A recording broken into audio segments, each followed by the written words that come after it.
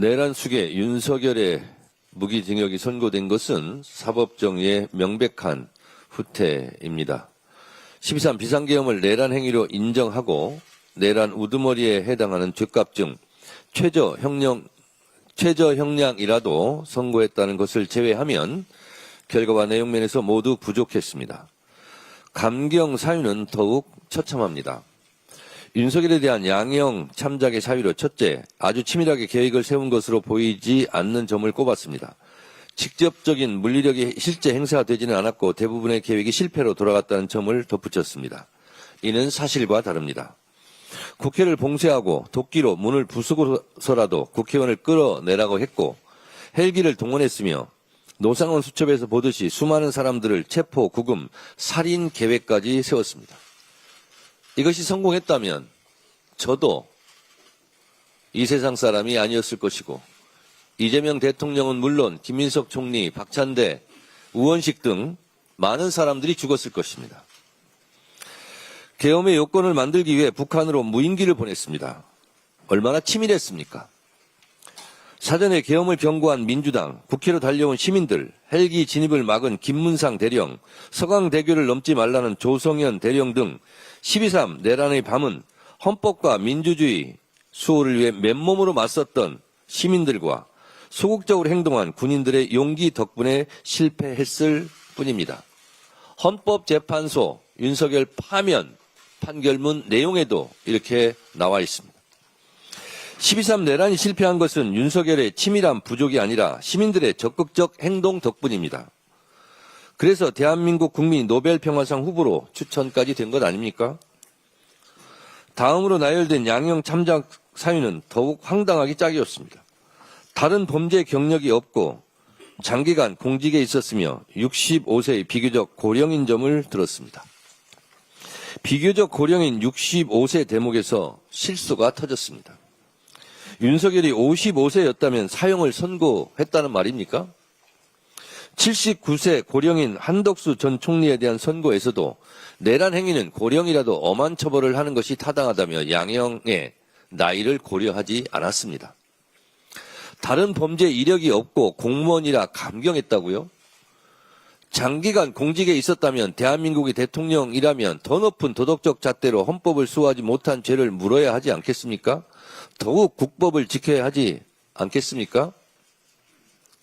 이런 이유로 가중처벌해야 되는 것입니까?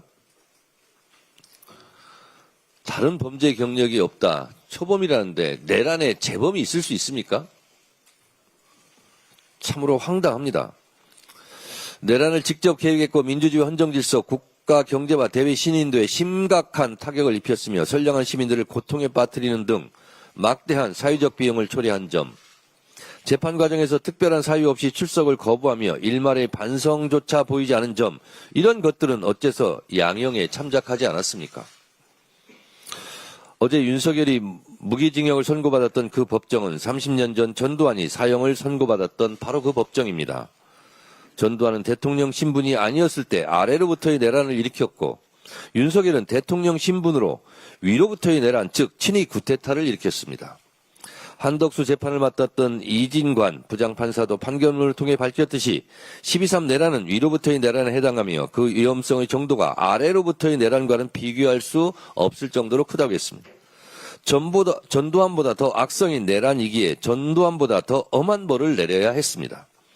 전두환도 1심에서 사형을 선고받았는데 윤석열에게 무기징역이 선고된 것은 사법정의 역사적 후퇴에 다름 아닙니다.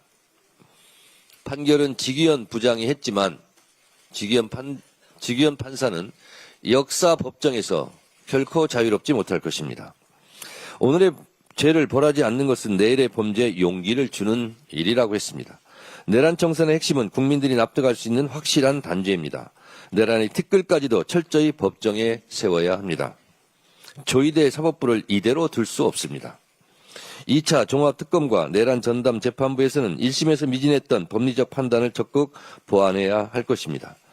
특히 지기현 재판부는 필기 형태나 내용들이 조악하다며 노상원 수첩을 중요한 증거로 여기지 않았습니다. 이 부분은 종합특검에서 집중적인 수사와 진실 규명이 필요합니다. 살인범이 살인을 기억할 때 연필로 살인 대상을 이름에 쓰면 그것은 죄가 안 되는 겁니까? 오히려 생각나는 대로 필기, 연필로 막, 볼펜으로 막 적은 것이 더 중요한 범죄의 증거 아니겠습니까? 지기현 판사, 정말 세상 물정 모르고 국민의 정서도 모르는 철딱선이 없는 그런 판결을 한 것입니다. 더불어민주당은 내란 전담부를 통해 국민과 역사의 눈높이에 맞는 진정한 단죄가 이루어질 수 있도록 혼신의 힘을 다하겠습니다. 사법부가 제2의 전두환, 제2의 윤석열이라는 반역의 불씨를 계속 남기는 일이 없도록 사법개혁안, 대법관 증원, 법외국지 신설, 재판소원제 도입 등 사법개혁을 확실하게 완수하겠습니다. 내란범에게는 사면을 제한하는 사면금지법도 신속하게 통과시키겠습니다. 망국적 부동산 공화국을 반드시 극복하겠습니다. 집은 삶의 기반입니다. 그러나 안식처가 되어야 할 우리들의 집이 그동안 투기, 투자 세력에 의해 왜곡되고 변질되었습니다. 실소유자의 주거 불안뿐 아니라 저출생, 수도권 일극체제 등 심각한 사회 문제의 주범이 되고 말았습니다. 부동산 자산이 대물림되며 기성세대와 미래세대, 수도권과 비수도권 격차는 걷잡을 수 없이 벌어졌습니다. 내 집 마련이라는 소박한 꿈을 접어야 하는 국민들의 어려움을 더 이상 방치할 수 없기에 이재명 대통령이 연일 나서고 있습니다. 부동산과의 전쟁에서 반드시 승리할 것입니다. 투기를 위한 다주택자를 향한 이재명 대통령의 메시지는 모두가 잘 사는 대한민국을 위한 것입니다. 자금력 있는 다주택자가 시장을 주도하는 지금의 비정상적인 상황에서 양도소득세 중과를 제기하는 것은 응당한 조치입니다. 부당한 특혜를 중단하여 투기 수요를 줄이고 실소유자를 위한 매물 확보가 절실합니다. 우리는 지금 망국적 부동산 문제 해결, 국민의 보편적 주거권 확보를 위해 결단해야 합니다. 이재명 대통령은 사회 악은 다주택자들이 아니라 다주택이 돈이 되게 만드는 정치인에게 있다고 했습니다. 정확한 지적입니다. 정치인의 한 사람으로 저 역시 오늘의 아픈 현실의 책임을 통감합니다. 집은 투기 대상이 돼서도 안 되며 부동산 투기를 이용하는 정치인에게 표가 돼서도 안 됩니다. 말이 아닌 행동으로 책임을 다하겠습니다. 부동산 감독원을 신속히 처리하고 충분한 주택 공급으로 서민 주거 안정에 앞장서겠습니다. 이재명 정부의 부동산 정책을 든든히 뒷받침할 부동산 공화국 극복이라는 과제를 반드시 완수하겠습니다.